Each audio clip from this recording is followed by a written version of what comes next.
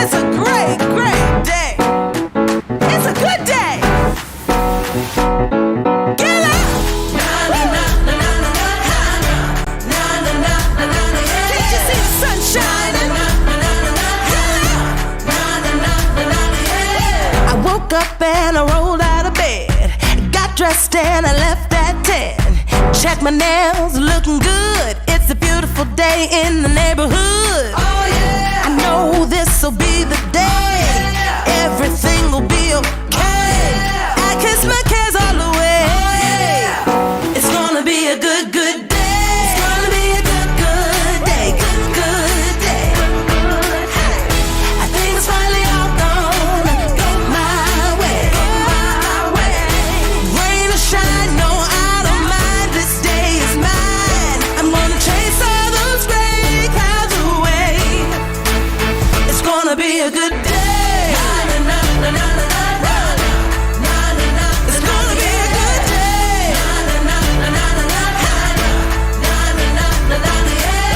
No more crying myself to sleep and thinking better days are a far off dream.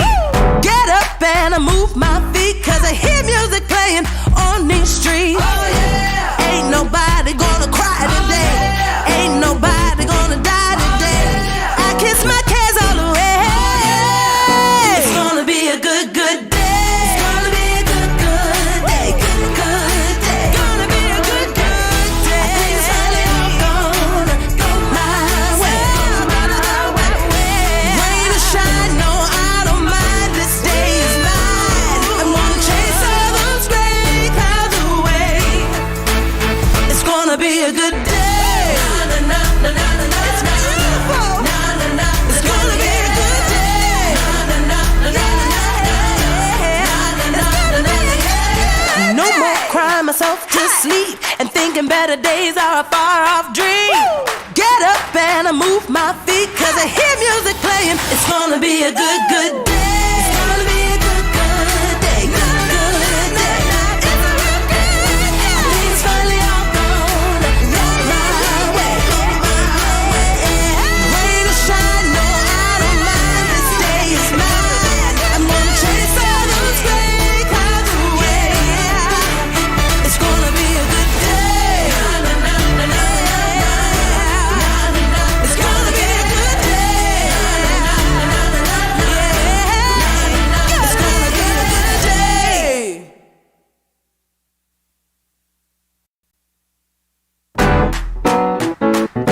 Woo! It's a great, great day. It's a good day. Get up. Can't you see the sun shining? I woke up and I rolled out of bed. Got dressed and I left at 10. Check my nails, looking good. It's a beautiful day in the neighborhood. Oh yeah. I know.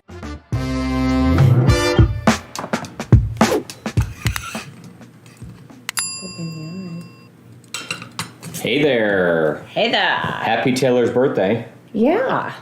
Happy Taylor's birthday. Today is our son's birthday. So it's an all-day party. No, just kidding. So we're taking the day off. What is that? Doesn't happen, right? Nope, not taking the day off. We are here for you guys. Hanging out on the back patio. The morning after our in-person agent dinner, and it was so much fun. We had so much fun with you guys last night. We fed ducks and chased ducks and picked ducks up and Gave away eggs. Gave away eggs. It was awesome. And then today we're going to talk about getting your multiple offers accepted by Shana. Some secrets. And a quick notice for you on Zoho calendar updates. Oh, yay. Get your calendars ready. Yeah, but it's important to stay up to date on some of these things. Add new features and functions, and knowing how to do it is important for you. Mm-hmm. So those are the top picks. Agree. And there is agent meetings today, right? Yeah, 10 a.m. 10 a.m. on Zoom meeting with Stacey. We have our agent meetings, and you need to be on there and participate and learn and share. Perfect. So if we have a topic and that wants to get chatted into the right now into the the chat on YouTube, that would be perfect. Okay, yeah. Well, not for today. We already have... No, if Stacey or Megan could share the topic. Sure, yeah. Oh, I gotcha. Okay. All right, you ready to start?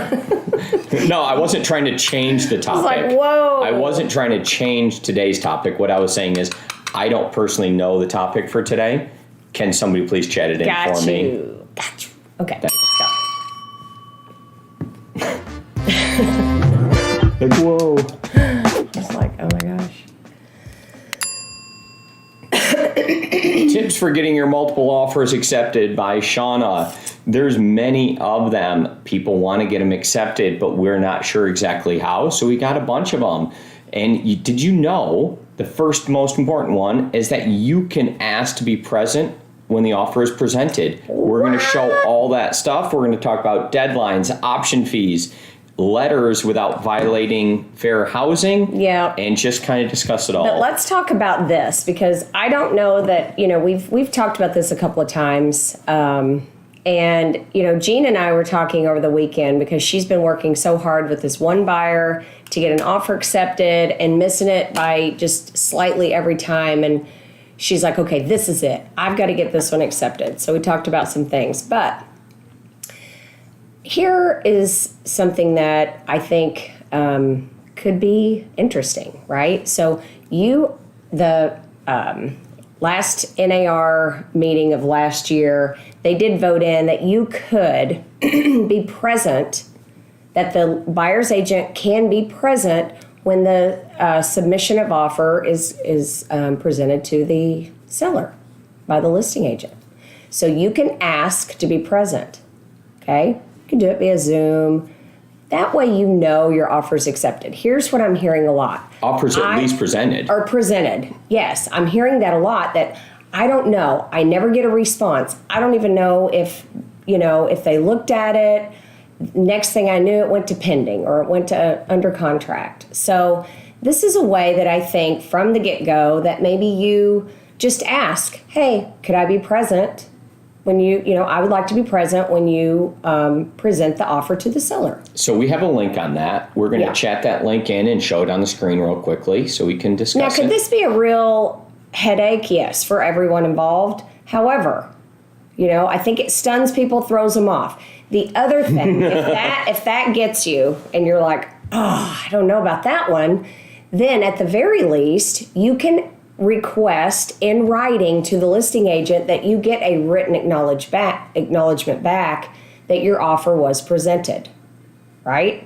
So at the very least, you have that option, and that should make you feel a little bit better. And if you get something back, then you can share it with your buyer so they know at least it was accepted, right? Unless the seller says, no, I am not doing that. I'm telling you that this is this is how the offer process is going to work, and they give those clear instructions to their listing agent that nobody's going to be present. I'm not sharing anything. I'm not even going to put a deadline. Whatever. They are in charge to determine what they want to do. So, unless they do that, you have the right. But if they do say the seller said no, okay, great. Could you please send me that in writing?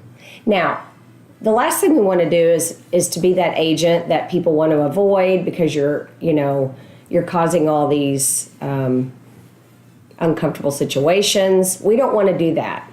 However, you can choose wisely, and depending on who you're working with on the other side, this could be an option. I'm just saying.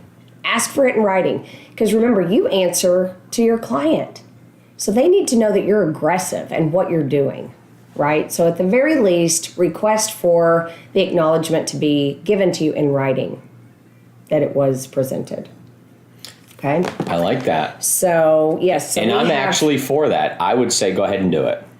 Try it. I challenge anyone to try it. It was kind of funny. We were talking about it, I think, last week at agent meetings. But could you imagine if somebody at you as a listing agent said, hey, I want to be there. I just want to hear how you present my offer. Could be crazy.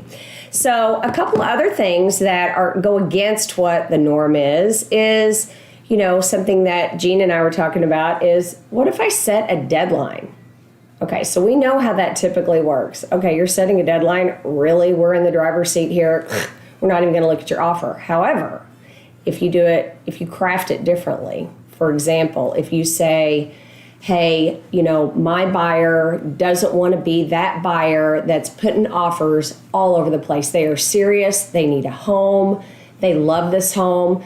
But if we don't hear back by this time, then they don't want to miss the opportunity to go on another property. So we are going to pull our offer by this time. We're giving you a super strong offer. Here's our lender. Here's all of the things, right? But unfortunately, we're on a time crunch. So if we don't hear by this time, you know how the market is. We've got to hop over here. They don't want to be the person that's doing that, They have respect. So you're saying we're only putting one offer in at a time? Only one offer in at a time. And your clients actually looked at the home? Yeah, I think that's really, really at great. Least communicating that, like, my person's actually looked at the home. Here's some of their favorite features, right? Just showing that you've actually been there. Sure. Yeah. Because isn't it annoying when the people haven't even been to the property? You're like, yeah, that's not going to work out. Was Jean's situation, and Jean got her offer accepted, you guys, because Jean communicated with that other agent. She made a connection with the other agent, had great communication, and it worked out, and this offer did get accepted. Okay. The other thing is, my favorite is the backup offer. I think that it still goes under the radar. People are so frantic trying to find homes, they don't want to waste their time on the backup offer. Wrong. Many offers get accepted that way. So, if your client missed out on it, immediately try to negotiate and work out a backup offer situation. And you can do it where they're not tying up all of their money. You can do minimal, at backup acceptance. And then when it becomes first position, when it moves up, then you apply the remaining monies. So it's not, And I don't know burden. the percentage that's falling out right now, but it's more than ever. It is. It is. So I would say it's nearly 50%. Mm-hmm. So I would say too, we need to do a little research on that and get that. But in our immediate area, I'd like to pull those numbers. Something else I was saying with that. Oh, here's another thing that I thought of. So you see these homes that are in your search, I would include active option. Look and see when they expire, right? When is the option period over? Maybe you can call that agent and say, hey, maybe you haven't seen it. But if you do your search and you're looking at properties that are under contract, knowing that they fall out a large percentage of the time, then ask, can I just pop in and see it myself, video my client in hopes of submitting a backup offer and see how it goes, right? And maybe you try it that way. That's interesting, because that's going to put pressure on the person that's in first position. Like, no, we had a new person, because you're coming in at a different time. Yeah, everyone came in at once, right, to see the property. Now they felt like they had it under contract. Something's going on. And if you are coming in at a weird, unique time, mm-hmm. I could totally see that working. Yeah. That's a really good idea. Nice. So the other thing is, our option periods. We all want our clients to have an option period. I think it's just, even on the receiving side, on the listing agent side, I think, having that kind of benefits both sides. So when you do that from the buyer side, the option fees are high. Put your high option fee in and then just give that to the seller. If we back out, that's yours to keep. Okay, no problem. Even if you move forward, that's yours to keep. So, it gives them a little incentive there and a little extra, right? That it's basically like raising your purchase price by just a little bit, right? That can make a difference. The other thing is whole numbers, and this is kind of how my brain works. Yeah. I think a lot of people fall under that whole number. Every so often we would get a client and they would want to do like some random number, right? Just like $200,735. You know what I mean? Like something crazy. I think that how things fall on the whole number search, that if you're offering $50,000 over or $75,000, go that extra like $1,200 or $1,300, and just make it where it stands out just a little bit. It's higher. So if they're comparing apples to apples and they're very close in comparison, that is just that little bit that pushes them over the edge. So. Wow, you covered a lot of really good items. I mean, we just have to keep thinking about them, right? As the market is so competitive, we have to try to do things just a little different. So. Yeah, and maybe identify Stacey in the process. It's a little unique, but here's the honest answer with it, is everybody's trying to sell something, so the lender is going to be kind of part of it. Yeah. Your relationship with your broker and who they are and if they've done past business or anything there. Yeah. But also knowing that you have a full-time person like Stacey on your side is going to also help you. So you can also throw that in. Like, no, I got a person on top of this on our side as well. And I think that that's an added advantage. Like anything you can kind of differentiate yourself. Yeah. So I have a couple things in the chat I just want to go through. Yeah. In Jean's offer email, she requested a reply by a certain time, and there was no best and final deadline. The agent didn't respond and advertised later that she hadn't read the email fully. What? She just pretty much, violated a code of ethics right there and admitted to it. Okay, next. Rachel always prefers an option with high option fee. If they forgo option, there's always another loophole. They have no skin in the game. True. Yes, I always go a couple grand over where others will land. It's funny. These aren't hard things, you guys, but I don't know. People just don't do it. How about filling out the contract correctly? Well, that's fully. Let's be honest. I can't even tell you how poorly most realtors fill out a contract, and it's unacceptable. And that's why we give a contract you can actually sign. Sometimes, I'm just saying, sometimes our real estate family might get a little defensive, or anyone, and say, I don't need somebody checking my work, right? I don't need somebody looking over my contract. I know what I'm doing. Yes, you do, or you wouldn't be here. However, if we check and double check and help each other out, we're humans, there might be something that we've missed that somebody else catches that could be, I don't know, a decision point there that makes or breaks our contract. So rely on each other, you guys. We're all here for each other. Just looking at it from a different perspective often will help. Yeah. That's the idea there. Sure. Yeah. And have you thought of this? So, yeah, just a couple of tips. If you guys have any, send me an email. We'll continue to cover them. All right. Okay. We're done. Oh, that's a wrap for us. Really? Oh, no, that was great. I think that's really nice. We're done. That's it. That's all we got. It's all. Verdun. Do you know where Verdun is?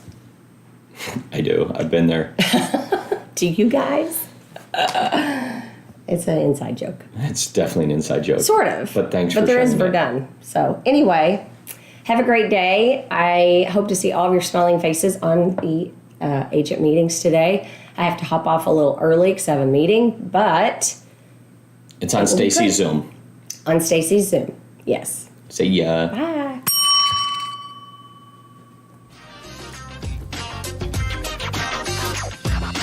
That was really good. You had some very good things there. From a real estate standpoint, that was... I always come up with something random. No, that was really good content based on that. actually...